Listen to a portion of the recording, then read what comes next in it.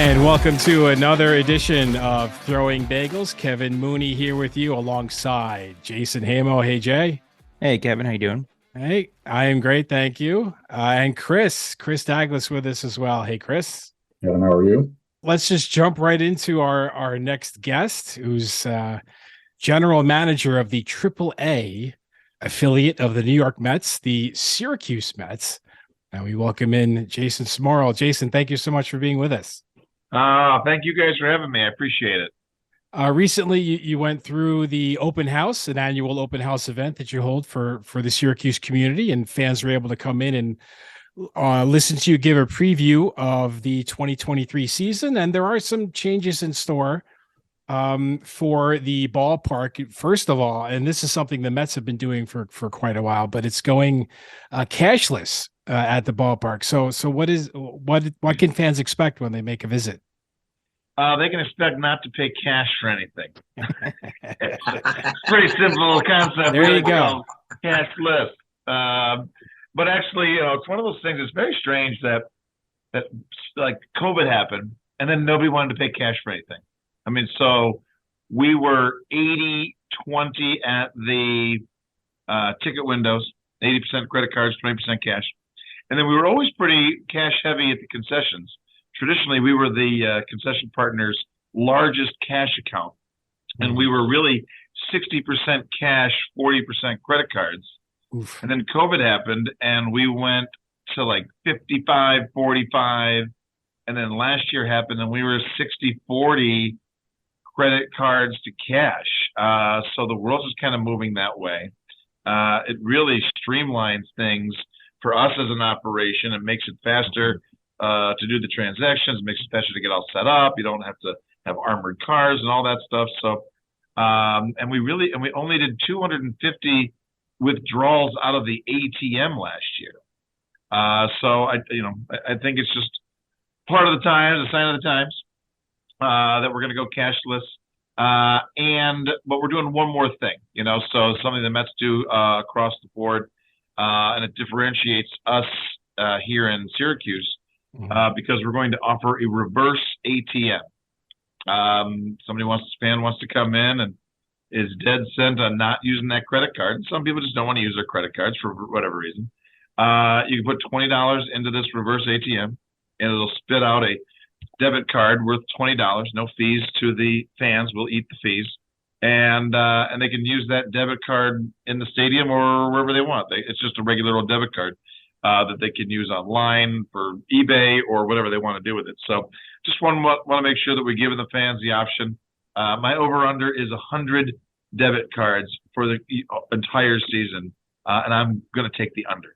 Can you swipe it at the machine and put money back on the card, or do you have to get a new card each time? You have to get a new card, but refunds can be made to that card. So you got to keep that card. So, if something, maybe something at the merchandise stand or something like that. I don't know if you're going to get a refund if you half ate a hot dog on Dollar Thursday, but, we do love our fans. So maybe we give you 50 cents back. I'm not 100% sure. So, but yeah, so there's a lot of little nuances to it. So we are kind of learning as we go. And we're getting lucky, that I think it's actually going to be here before opening day. We made a lot of promises, and so in theory, as it stands, it will be installed April 3rd, and we open April 4th. Excellent. Ooh, we're going to cut it close. Nothing like leaving it to the down to the last moment. You had mentioned food just a minute ago about hot dogs. It looks like the organization is slowly building like a vegetarian, vegan, gluten-free options. Can you give us some insight into what the new food options are at the ballpark and how you select the vendors with these food options? Yeah, so we've tried, we have really good food here, at the stadium, in comparison, to, our counterparts at other sporting events and entertainment venues. And last year, we just kind of stepped our game up a little bit. We always controlled everything in-house, and our fans really wanted more local vendors, which, sounds like a smart idea. So we're not as dumb as we look, and we like to listen to the fans. And so last year we brought in Pavone's Pizza, which is a local stalwart, the fantastic pizza. And the fans love it. And quite frankly, we used to make horrible pizza. So it literally is the greatest upgrade in our pizza for a long time. And then we weren't sure, what else we wanted to do. And we said, geez, that sounds like a good idea. Maybe there's somebody else we could bring in. And we actually had a partner, a sponsor, an advertising partner, and in Danny's Cheesesteaks and Kasai Ramen, and he has another place, Tap House on Walton, and he's a huge Mets fan. So we're like, hey, you're already a sponsor here. Would you like to take over a concession stand and sell cheesesteaks? I asked him, I wanted him to do ramen because he makes fantastic ramen. So he's like, I can't do ramen at ballparks. It's just not going to work out. So that's how Danny's Cheesesteaks got here. So now all of a sudden we've got cheesesteaks down on the left field side, and he makes his own cheese whiz, and he has different French fries. We got Pavone's Pizza. We've always had a different local vendor for kind of fresh squeezed lemonade and some little treats like that. Obviously, we work directly with Hoffman's Hot Dogs. And then this year we were able to replace Dunkin' Donuts with a local vendor, Recess Coffee. And that's going to make our life easier. It's going to make it better for the fans because with Dunkin' Donuts, we were franchised and we kind of were limited in what we could do. I like to say it was the worst Dunkin' Donuts franchise in the history of Dunkin' Donuts franchise. And a total disservice to Dunkin' Donuts, who does a wonderful job other places. But now we can have coffee all over the place. They're going to bring in cold brew. So we're going to have cold brew. We're going to have espresso martinis. When it gets hot, we don't sell a lot of coffee when it's 90 degrees out. So, but with that cold brew, we're going to have iced coffees and really expand it, all around the stadium. And, we've always tried our hardest. And food's tough, right? It's tough. Food's tough. And we're a very strange business. We're a business that's open 75 days a year for 2.5 to 3 hours. And we move a lot of hot dogs, beer, and water and soda. But you want to be everything to everybody. And, we probably serve 30 vegetarian, Boca Burgers a game on a busy night. We used to sell 4 on regular nights. 2 of those were to my daughter. But you want to make those offerings. And then this year we just kind of talked. We were talking with our partner, which is Oakview Group, and they said we got to do better for vegetarian. And we always try for gluten-free, but then you think there's a lot of cross-contamination, right? You have a Boca Burger. If you're making it on the same flat top in beef fat, it defeats the purpose of a Boca Burger. So we devoted a cart. It's our little Taste New York cart, where we feature New York based products as much as possible. So we're going to make that into a vegetarian cart, and we're going to serve our salt potatoes there and a loaded salt potato, crispy salt potatoes. We're going to smash them on the grill and crisp them up and put fixins on them. We're going to serve pierogi. I believe that we're about to scoop for the Throwing Bagels podcast. I believe we have come to an agreement just this evening with the pierogi guy, Mr. Pierogi, out of Rochester, to do New York-based pierogi here at the stadium. Vegetarian ones are not getting the buffalo chicken wing pierogi over there. We're talking about different salads and different wraps and just making that and doing our Boca Burgers or whatever burger we come up with over there so that it's going to be non-contaminated. We talked to Pavone's Pizza.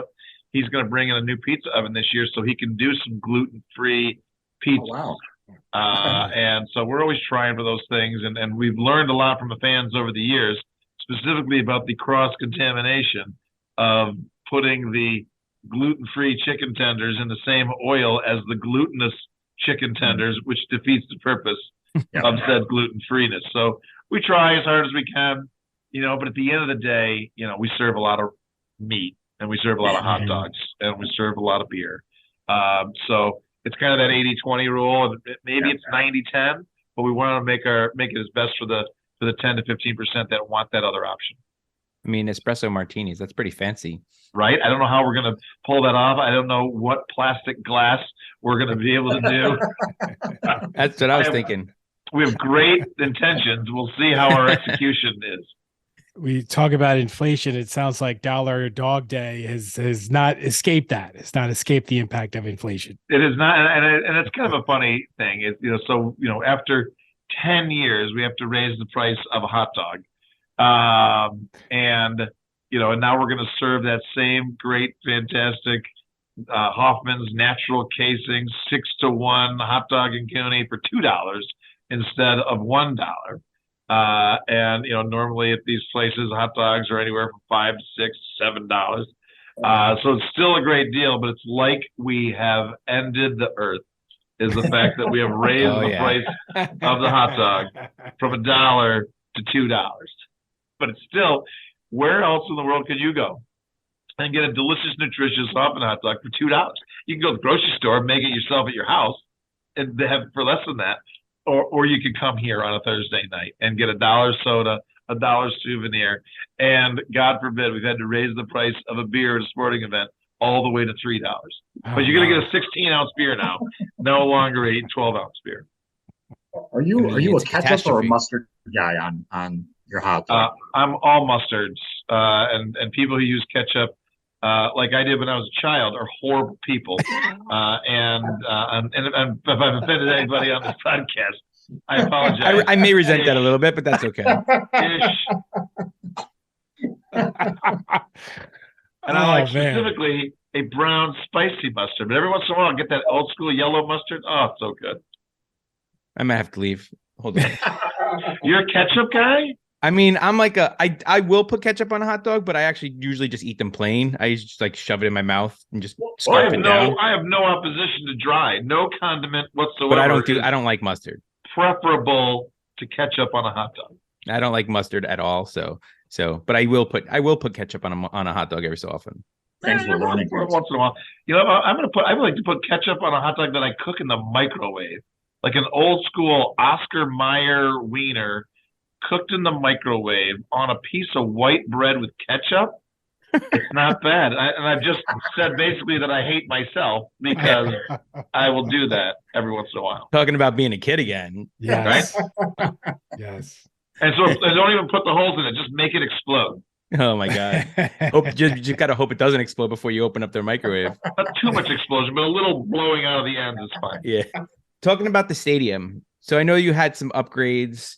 Can you tell us what kind of upgrades you've had, and are you guys planning, any more during the season, or anything else that have been in talks about upgrading? No, we're pretty much done for a while. We did $25 million worth of upgrades over the course of 2020 and 19 and 20. We were supposed to be half ready for the 2020 season and then fully finished with the renovations in time for the 2021 season. But since COVID happened, we were just ready for the 2021 season. So we did $21 million worth of renovations, obviously with a partnership with New York State and Onondaga County. All new seats, all new lights, all new paint, all new renovation of the suites. We built a new bar area called the 315 Bullpen Bar in left field.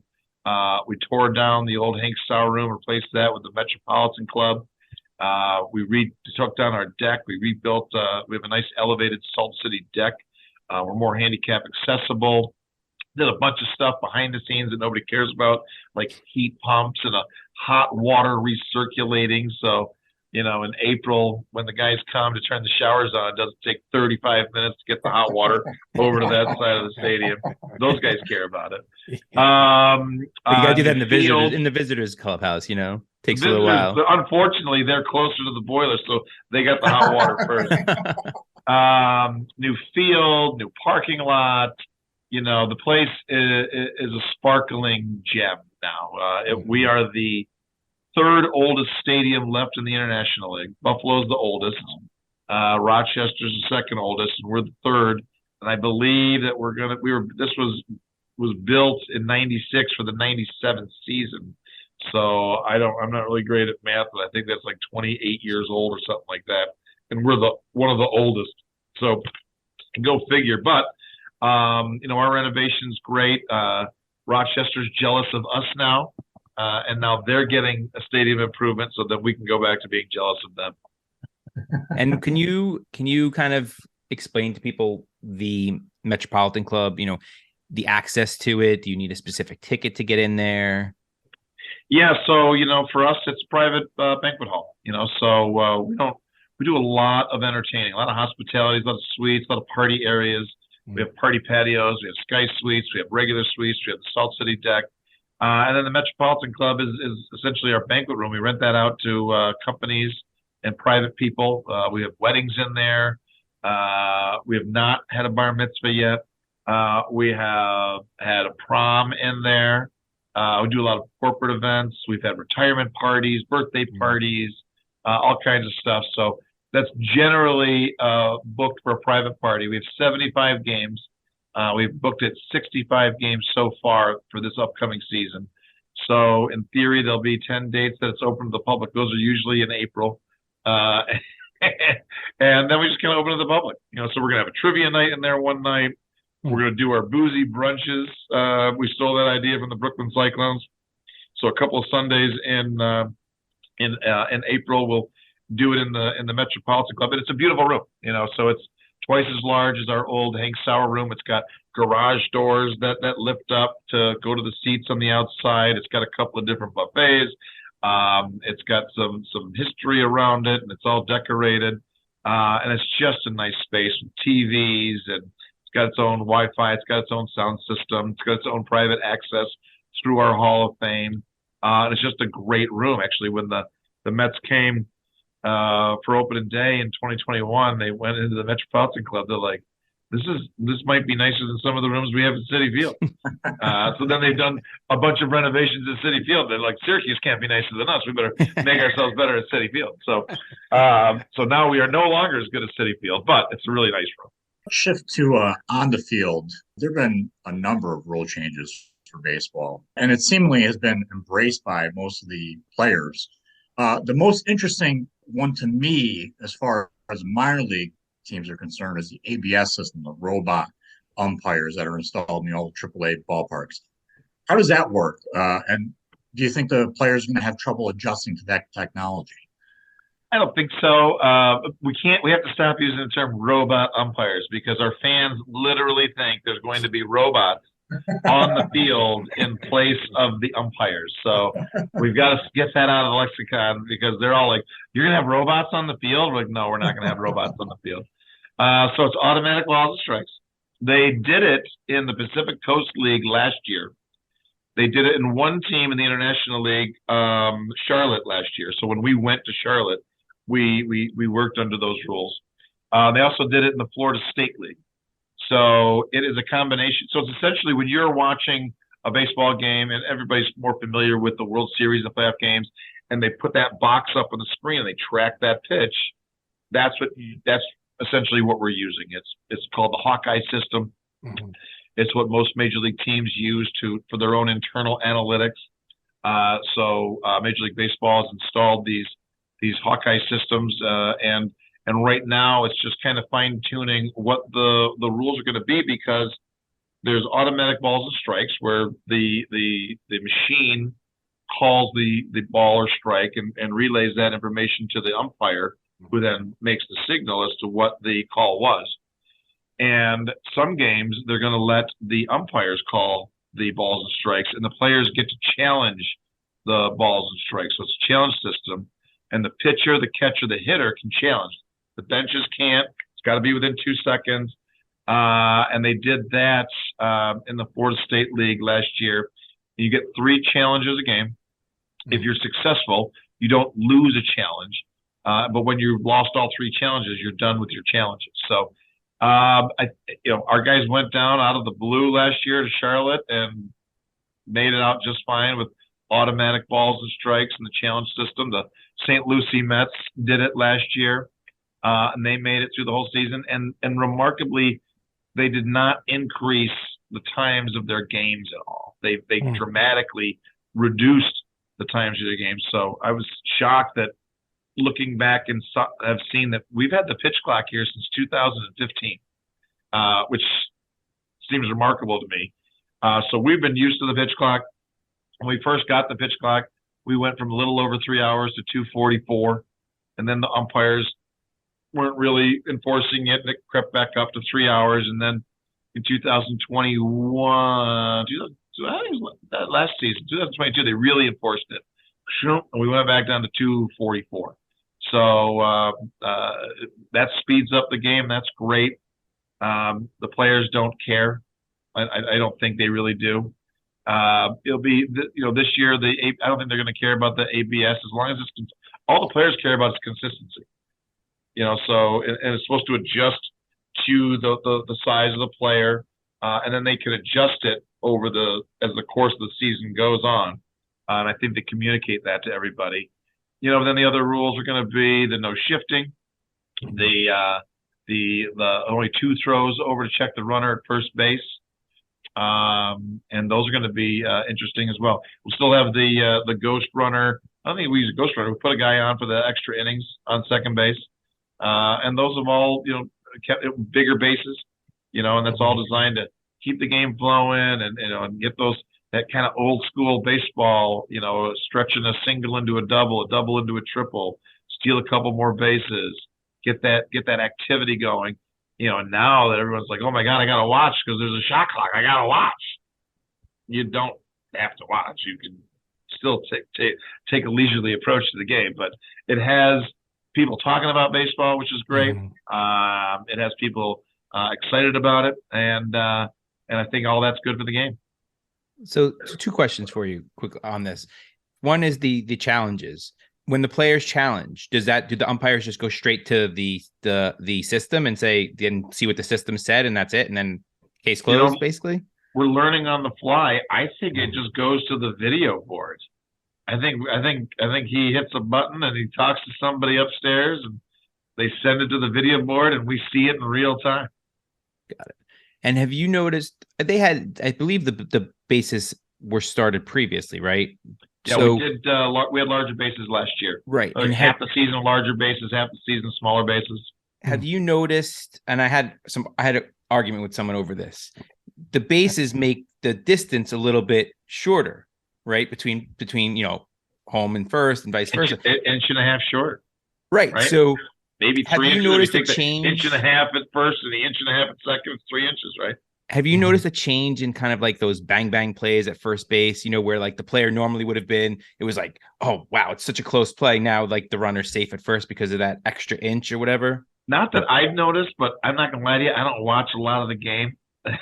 I'm glad handing or working in the concession stand. I listen to the games on the radio when we're on the road. I love when the boys are on the road and I can go to Rochester and see them or go to Scranton to see them and actually watch a baseball game. So I am a horrible person to ask that question, but I didn't hear any of that from the radio guys. I didn't hear any of that from the manager. I speak to the manager, players. No one's said anything that it is changed that they've noticed. But because there's been so many times that, again, but if you're slow, maybe you get that call. If you're fast, you're going to get it anyway. But I think it's interesting after all these years. How many hundreds of years has baseball been going on? 150 years or whatever it is. And 90 feet still seems to be that magic space right. Of home plate. It just seems to be the right distance after all this time. Exactly. That's the argument I had. It was like, how can you change 90 feet? 90 feet was like literally, it was like the smartest person alive picked 90 feet. You know what I mean? How did you know? Now we're 89 feet and 9.5 inches. It's still pretty close. But now this is said. So, in the major leagues, everything is fine-tuned, and AAA is very good. One year in Batavia, I was also the groundskeeper, and I was tilling the field, and I ripped up first base. And I was like, oh, rats. I ripped the whole concrete out, the whole thing. I was like, oh, man. So I called this guy. I said, I ripped up first base. I was like, what am I supposed to do? He's like, well, if you got a fast team, you might want to make that first base 90 feet, 1 inch. And if you got a slow team, you might want to make it 89 feet, and then 11 inches, 10.5 inches.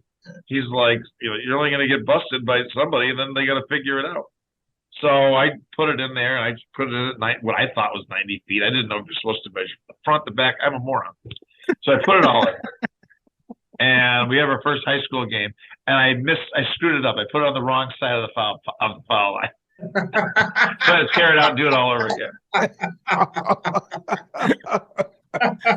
Oh man, that's a good one. It's a good story. The role of a general manager in minor league baseball, how much say does the major league team, especially in AAA, right? Especially, in AAA, you have these players that are, coming, maybe shuttling back and forth, big prospect. Do they give you any idea of like the role you play, as far as they ask you, what do you think about this guy or anything like that? Or is it just kind of like, listen, people we need are this guy? Very disappointed to find out my role as a net general manager. I have nothing to do with the baseball.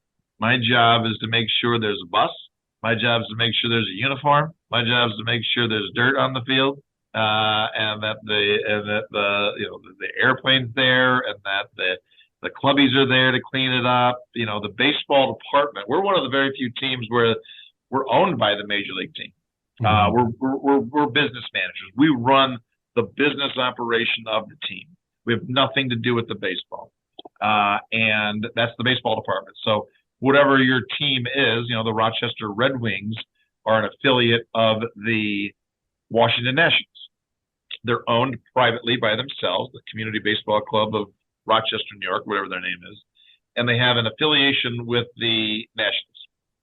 In essence, even though we're owned by the Mets, we still have an affiliation with the Mets. So our first year when we were owned by the Mets, we still have the Nationals players on the field, and we're the hosts for these people. We want to make sure that they have everything they need in the clubhouse, every tool at their disposal. We're up to the standards of Major League Baseball, as far as our stadium is concerned, and we're just generally the hosts. And we're partners. We as the Mets are partners, and more so than most because we're owned by the Mets.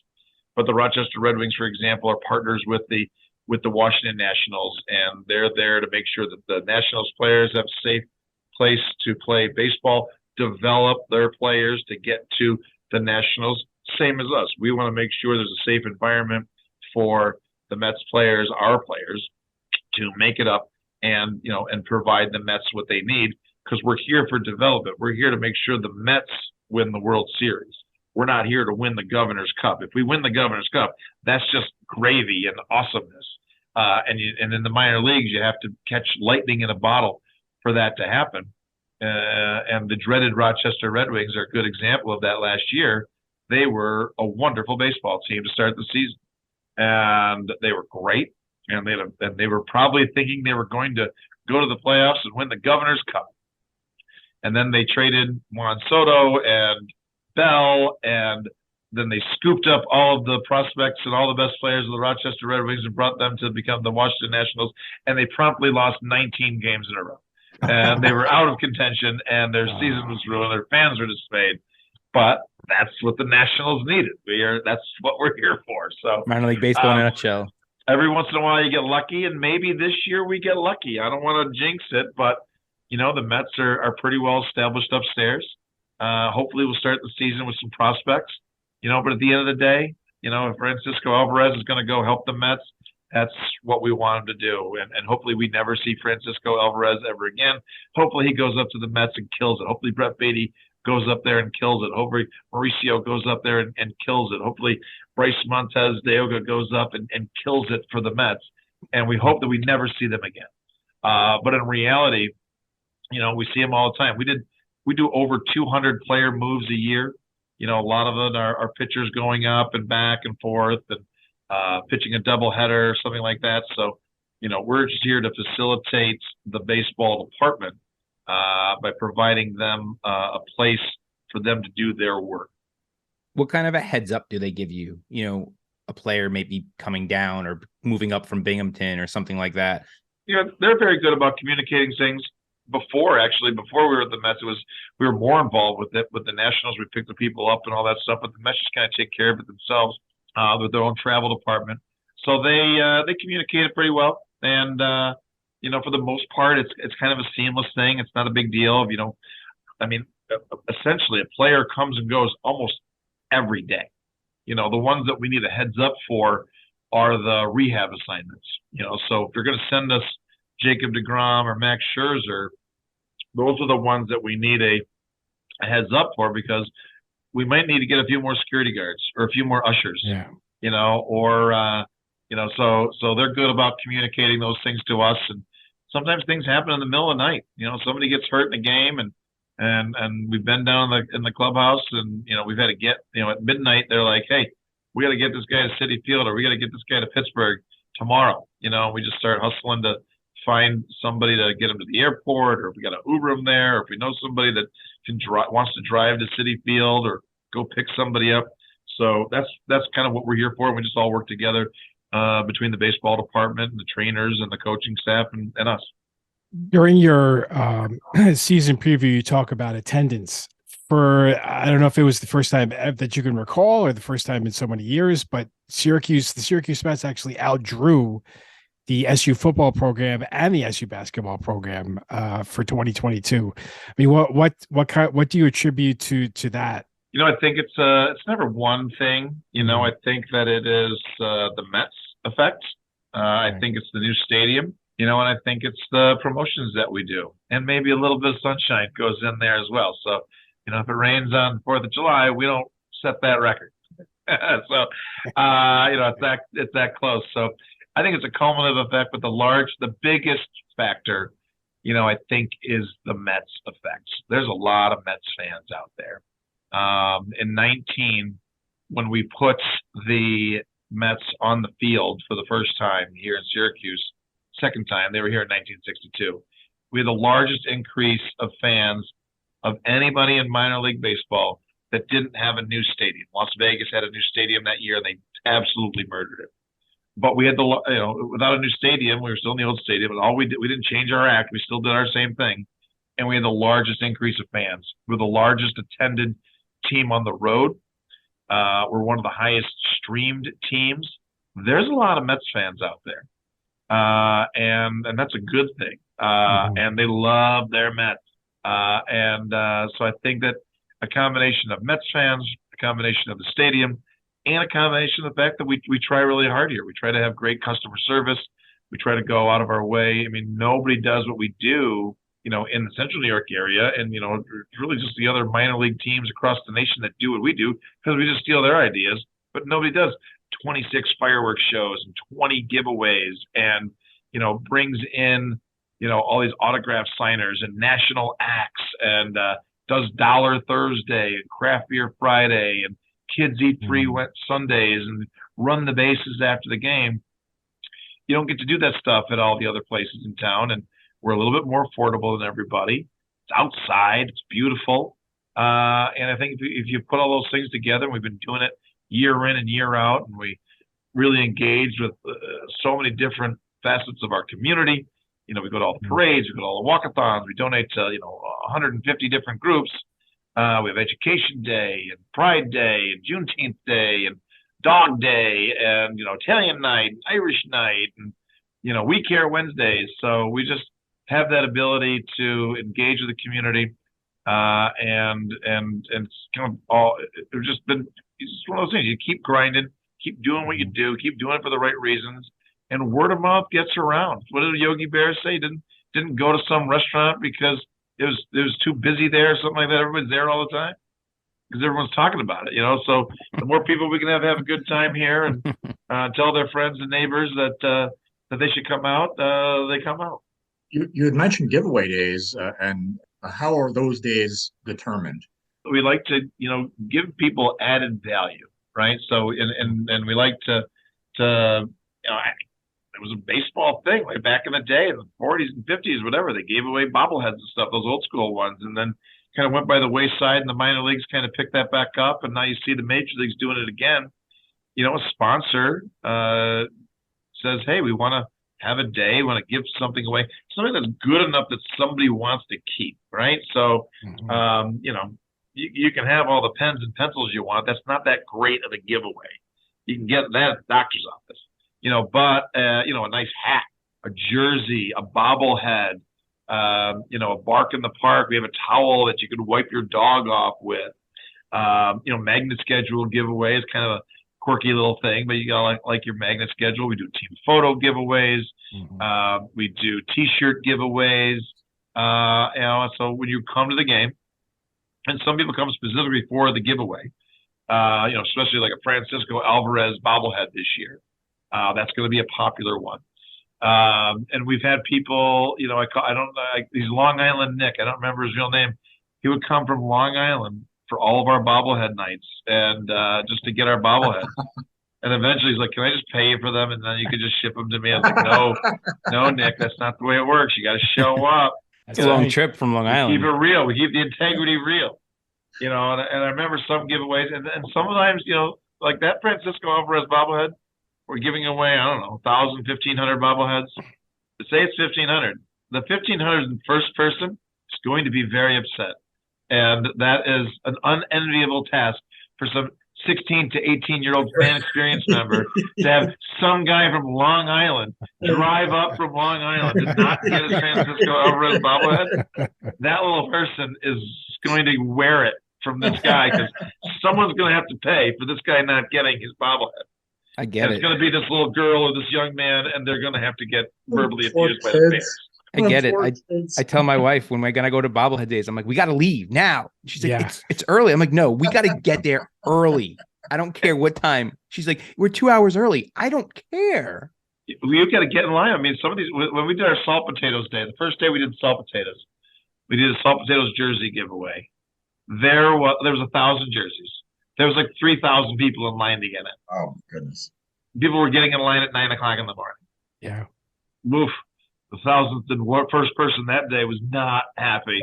But, we do, in these days of VIP luxury service, we have an amazing giveaway pack. So, we set aside a certain amount of those. So there'll be some of those for Francisco Alvarez bobbleheads. If you do your amazing giveaway pack, you're guaranteed to get a Francisco Alvarez bobblehead. It's not like we charge you an arm and a leg. I think it's like $11. And our season ticket holders get a guaranteed giveaway. So if they come in and you get the giveaway, you've got your giveaway. But if you come late and you didn't get your giveaway, we hold one for the season ticket holders. And just if you have 4 season tickets, but you come by yourself, you don't get 4, you get 1. So they like to I'm sure people have tried that before. Oh, all the time. So we do, there's always scammers out there, but I'm a scammer. So if I think of the alternate ways of doing things, and all of our staffers like, where do you come up with these horrible, weird ideas? I'm like, I'm just kind of a scammer, and that's what I would do. So if you can proof it against me, it should work. We should give ourselves a chance. What's the old saying? It's like I forget what the old saying is, but basically you can't scam a scammer. Something like that, but they scam us every game. Jason, you mentioned the popularity of the salt potatoes, like the jerseys, when Syracuse Mets, when they transform into a different team, whether it's the salt potatoes, the Salt City Mets, the butter sculptures. Yeah. Is that like an all hands on deck effort with the team to like brainstorm these ideas for that new team concept? They've all come about different ways, and then everyone's kind of a unique story. I mean, salt potatoes is kind of easy. Is essentially, we just steal ideas from other people. And the Fresno Grizzlies became the Fresno Tacos, and the Lehigh Valley Iron Pigs stole that idea from them. They became the Lehigh Valley Cheesesteaks. And we were at the winter meetings, and they're like, whoa, Fresno Tacos were very successful. Lehigh Valley cheesesteaks were very successful. We're like, all right, well, we should do that. There's only one food known in Syracuse that's regional, and it's the salt potato. And we said, here's a crazy idea. We can just get a little salt potato, and we'll put a little sneer on them. That seems to be what everybody does. And we call ourselves Syracuse Salt Potatoes. It was a lot of fun. We talked to New Era. They made the logo for us. And that was probably the greatest thing we ever did. Because the salt potatoes are now going into their 7th or 8th, maybe 8th year, and we put the salt potatoes up against the state fair, and people still come out. We sell a ton of salt potatoes merchandise. Salt City Mets were very successful. I thought the Brannock devices were going to be more successful.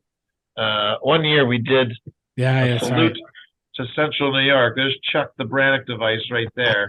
And because the Brannock device was invented in Syracuse, and that little device that measures your feet. And I thought it was a great idea. Apparently, I was the only one that thought it was a great idea. Will there be dental chair night then? coming up? Did we invent the dentist chair? Yes. All right, that sounds like a good idea. That's kind of how it There you happened. So, okay, boom, there you go. There's next year's idea. We're going to be the dental chairs. go. Basketball I should have shot known clock. that. My father's a dentist.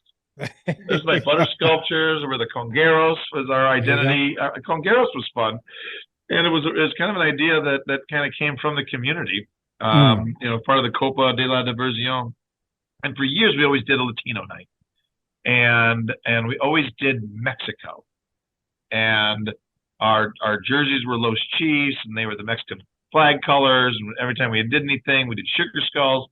And the players would say, would you stop doing Mexican Latino night?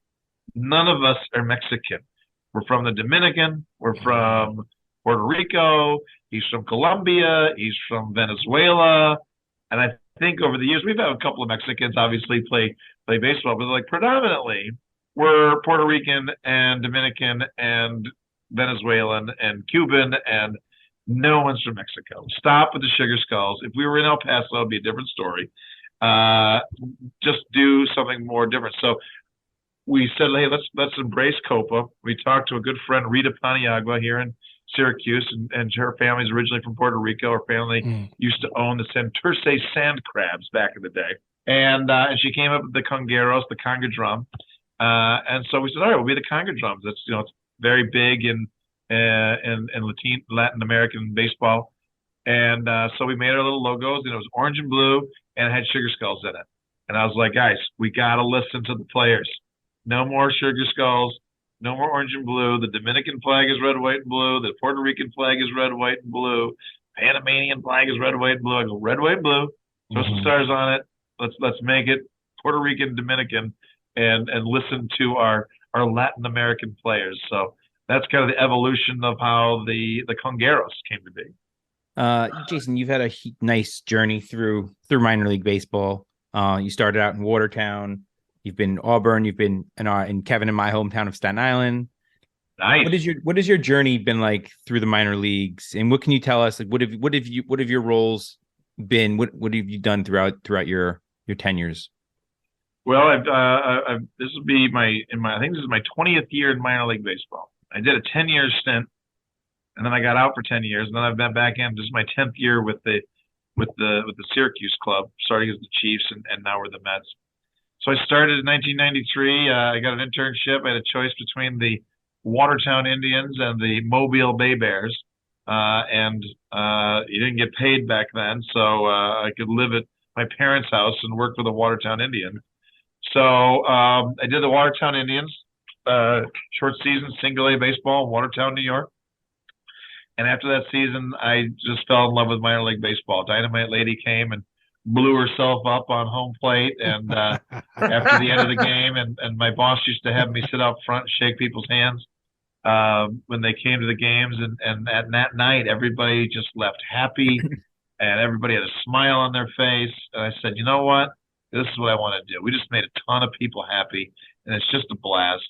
So I just kept showing up, and the season got done and my internship was done, but I just kept showing up, and they're like, well, if you're just going to keep showing up, we're going to leave and go to the track. It was the winter time in Watertown, and those two, my boss, Jack Trotz, the general manager, and Jeff Dumas, the assistant general manager.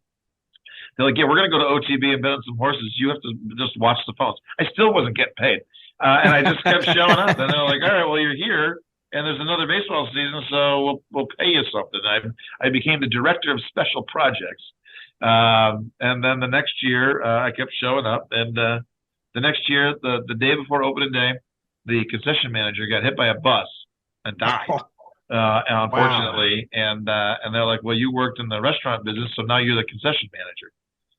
So I was the concession manager in Watertown, and then a guy was Sean Smith, who was going to work at the Batavia Clippers. They were getting a new stadium. He said, I want you to come be my concession manager. I said, well, I won't be your concession manager. I was negotiating. I said, I'll be your assistant general manager.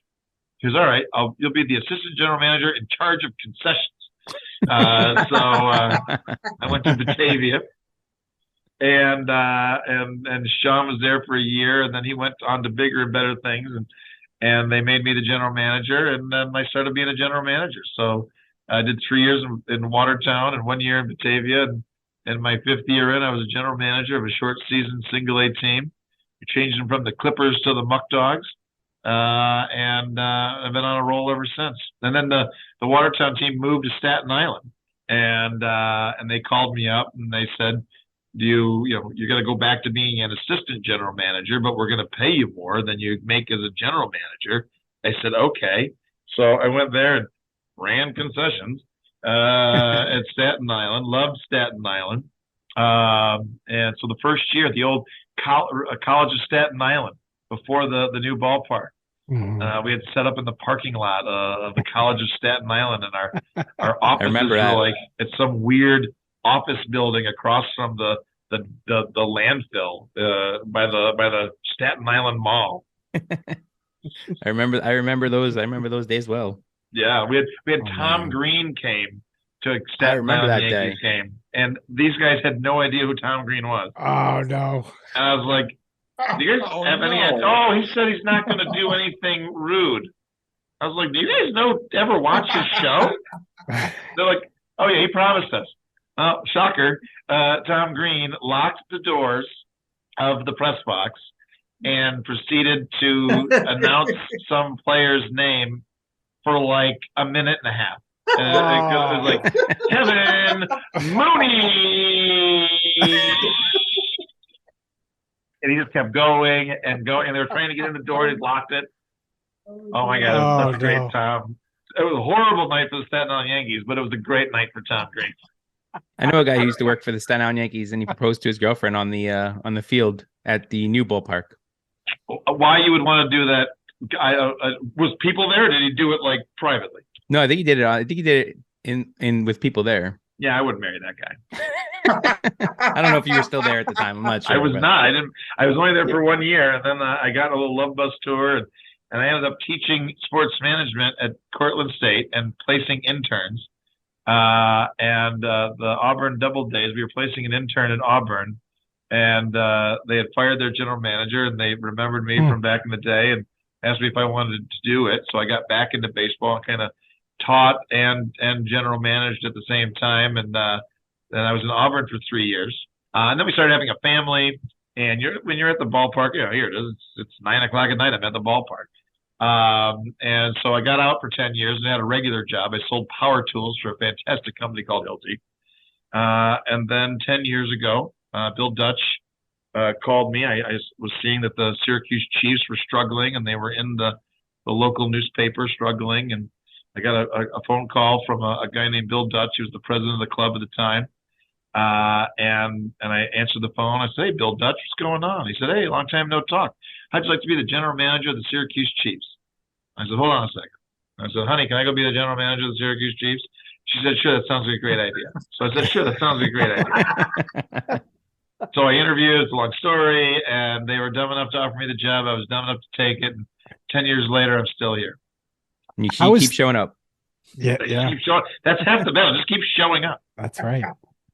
And outside, of course, of the different affiliation changes that have taken place with the Syracuse Chiefs when you joined them, how have you seen the franchise evolve over the time that you've spent in Syracuse?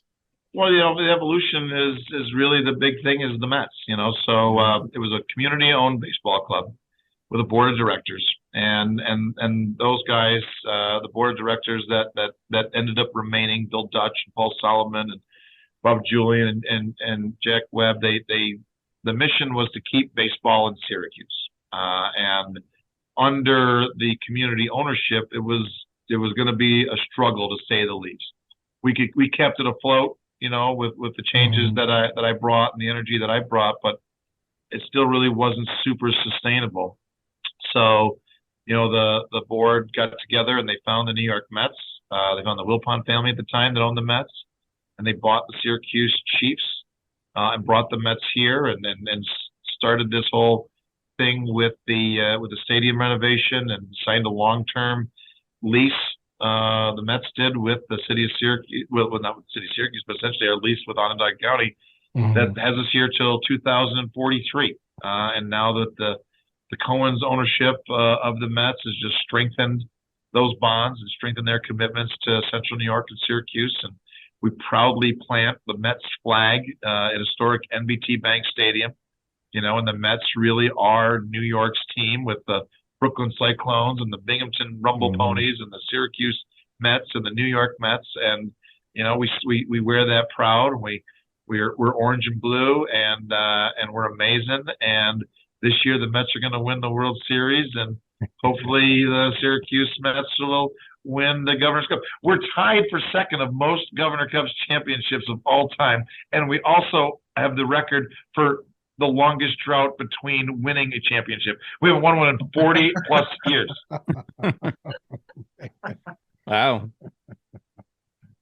Jason, you mentioned the stadium and all the upgrades and whatnot. In the past, there have been concerts in the stadium. There was an outdoor hockey game at the stadium. Has there been any consideration to having concerts or maybe another sporting event in the stadium at all? Ish. We're out of the concert game for the most part because we have a fantastic amphitheater. And to have a concert here, you have to put down all the protective flooring, and that's an extra $150,000 cost. And the promoter can say, well, we can just go play this perfectly good amphitheater over here with more seats that's built for a concert. So we're not really in the big concert game anymore. Maybe some small niche things. We have not played a hockey game here. They want to play a hockey game, but it's a horrible place to play hockey games? Baseball stadiums in Syracuse, New York. So you want to put a hockey rink down here, that's fine. But show us that our baseball field is going to be perfect, pristine condition for April 4th to play baseball, which is our main tenet. So hockey games are a challenge. Stadium's not really built to be used in the wintertime. So we kind of work on some smaller events. Beer Fest. We've had Nitro Circus here, which was great. The Savannah Bananas are coming this year. We do a lot of community events, and so we're always on the lookout for the right event. We want to do something that's good for the community and can be a good business decision as well. How did the Savannah Bananas thing come about? They were just doing their thing, and I've always followed the Savannah Bananas. I've been fascinated by them. I'm a poor man's version of that guy. I unfortunately have to live within the rules of Major League Baseball. So, I probably should wear an orange suit, but that's all right.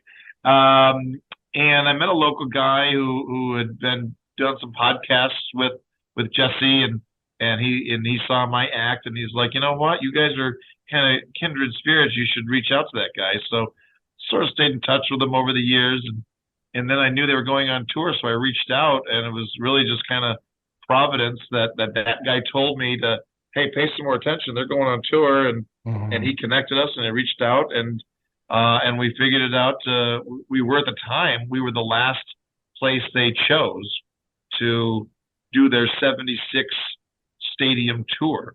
And I think they've moved that up to like 90 stadiums at this point. Wow. And they had a waiting list of 15,000 people to come to the game here. There's 10,000 seats. So if everybody gets one ticket, there's not enough tickets. So they've had to move to a lottery system. And I think that they do that at almost every place they go. It's just wonderfully popular, and hopefully we're able to pull it off, and everybody has a great time. I went to a business conference in Savannah, Georgia, and I looked into getting a ticket to a Savannah Bananas game. Nope, every ticket is sold out. The whole season sold out. Season tickets sold out. It is amazing how popular the Bananas are down there, and how quickly they're becoming popular nationwide. On my little love bus trip after the stint at Staten Island, the wife and I's RV broke in Savannah, Georgia. We ended up living there for 6 months. Wow. And I went to plenty of Savannah Sand Gnats games. Ah. And the appropriately named Sand Gnats game, they might have been a Mets affiliate at the time. I don't know. I think, yeah. They were. And back in the day, and so that was like 99, 2000. And the Sand Gnats would just go in your ears and nose. It was hot. Oh, it was horrible. Nobody was there. They had Thirsty Thursdays. You get you get 64 ounces of Pabst Blue Ribbon for $3. And so I went to games, and I thought it was great. And my wife hated it because it was so hot. Sand gnats were going up her nose. She didn't like to drink warm Pabst Blue Ribbon. Shocker. And and there was nobody there. And now the same exact stadium does not look like they've done many upgrades to historic Grayson Stadium, and it's sold out forever. So as you mentioned, Steve Cohen is the owner, right, of the Mets and of the Syracuse Mets. Does he come to games at all? Has him and his family shown up to any games? Do you think they show up? Do they plan to show up to games, see the stadium, see the fans? Steve has not been here, but his wife Alex has been here, and she's pretty involved with us through the Amazing Mets Foundation. And it's amazing, no pun intended. She comes, she's like, Steve has a day job, and he's like apparently a workaholic, and he's like always trading. And so she was able to come up here with the Amazing Mets Foundation, and they brought up and the Amazing Mets Foundation, and she's fantastic, has done so much for our community. But they came up, to give out equipment to local little leagues, softballs, and t-ball teams, and we gave her a tour of the stadium. And she was great, and I told her many of the same stories that I'm telling you guys tonight, and we talked about that, that increase of fans because of Mets fans, because Mets fans are crazy. She says, yeah, I'm a Mets fan. I'm a crazy Mets fan. I was like, you're the craziest Mets fan. You bought the team for $2.4 billion. She goes, I know. I'm the craziest Mets fan of all time. You got her and Steve. So she's great. The Mets Foundation is great. They do so much in the city, but they do stuff in all the affiliates. So they do stuff in St. Lucie. They do it in Brooklyn. They do it in Syracuse. They help out in Binghamton. They donated $130,000 to the food bank of Central New York so they could buy a new truck. So the food bank can then spend the $130,000 to buy food. We do all kinds of donations. The Mets Foundation does to, in our community. So, and Alex leads all that up, and she's fantastic. And hopefully Steve will come here someday and check it out. It'd be nice to meet him one day, but they've been wonderful. The Mets organization's wonderful. I can't say enough good things about, the leadership of the Mets, everybody that we work with on the affiliate side. It's just a top-notch organization, and from the Mets baseball department to the Mets Foundation to the minor league operation, it's just a wonderful organization. The last several years, the Syracuse Mets have done a lot of work with Syracuse, the Challenger Baseball organization. So how important is that organization to you and to Syracuse in general? The Challengers are amazing. So we met with them, when we first, and they were doing stuff with the Syracuse Chiefs prior to me getting here. But you go to a Challenger baseball game, and it just kind of changes your perspective on things. So it's children and adults, mentally, physically challenged in some way, shape, or form. And Syracuse has the largest Challenger baseball league in the nation, which makes it the largest in the world. It's arguably the oldest league in existence. And they're just great people, So we have a Challenger Day here, and we do Little League Night here, and they're part of the District 8 Little League. And when, we have Little League Night, we have 3,000 kids on the field doing the parade. We always end with the Challengers because, some wheelchairs and some things. So the Challengers always end it, and that's the end of the parade, but the Challengers are coming down. So they have great leadership. They built a Field of Dreams here in Syracuse, and they still have some fundraising to do to finish it all off, but they have fields, accessible fields for everyone to use, not only just those with physical challenges. And they just make smiles. Those kids get up there and get a hit and are playing the game just like everybody else does. And it's just heartwarming. And, we were lucky enough to have Tebow here for a season, and Tim Tebow is very in tune with that community. And, he asked me to bring him over to the Challengers one night. So we just kind of showed up unannounced. Oh my gosh. Wow. It was a great day, for the Challengers. So they just got actually invited to participate in the Little League World Series this year. They're going to have a Challenger game, and it's Syracuse versus somebody. So Dom Cambereri, Jennifer Savastino, Dee Perkins, they're great people, and the Challengers are amazing. Yes, they are. Dee Perkins, a fellow Oswego grad. That's correct. Yes, shout out. We didn't even talk about how much better Oswego hockey is than Plattsburgh hockey. Yes. That should be like a whole nother podcast. Yes, I think we'll do that. We'll make it. We could go on another for that with podcast. for forever. Yeah. I watched the Bean Pot this year. My daughter goes to Northeastern, so I watched the Bean Pot. Northeastern Harvard. It was like the greatest hockey game I've ever watched in my life. And then I went there to go visit her. I said, let's go to a hockey game. She goes, no, I only go to the Bean Pot. I'm like, what do you mean? You don't go to like a game on campus? We go to a game? I goes, they're my new favorite team. So now I got to go. I see that it's time for the NCAAs. Michigan's #1. Did Northeastern make it? I don't know. Is Oswego going to the Division III hockey championships? They didn't make it No. this year. Plattsburgh. We lost to Plattsburgh in the SUNYAC finals. Oh, Yeah. horrible. Awful. It's a gut check. Stupid Plattsburgh. Telling us. And Jason, you're a Fredonia graduate, so you're kind of in that. You get yeah. it. You know what's going on. We get it. We used to go to hockey games in Fredonia. We love it. We couldn't beat Oswego. You did when we were there. Did we? Yeah. Wow, I had higher expectations of Oswego hockey. Apparently, you guys can't win a game. You didn't beat Fredonia in the late 80s, early 90s. You didn't beat Plattsburgh this year. What have you been doing?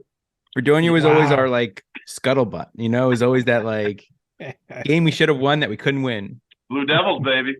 Bring That's it. right. Well, Jason, thank you so much for taking the time with us tonight on the Throwing Bagels podcast. We truly appreciate it, and best wishes on 2023 campaign. Thank you so much. I appreciate it, guys. Yes. We'll try to come visit you this summer. I dare you.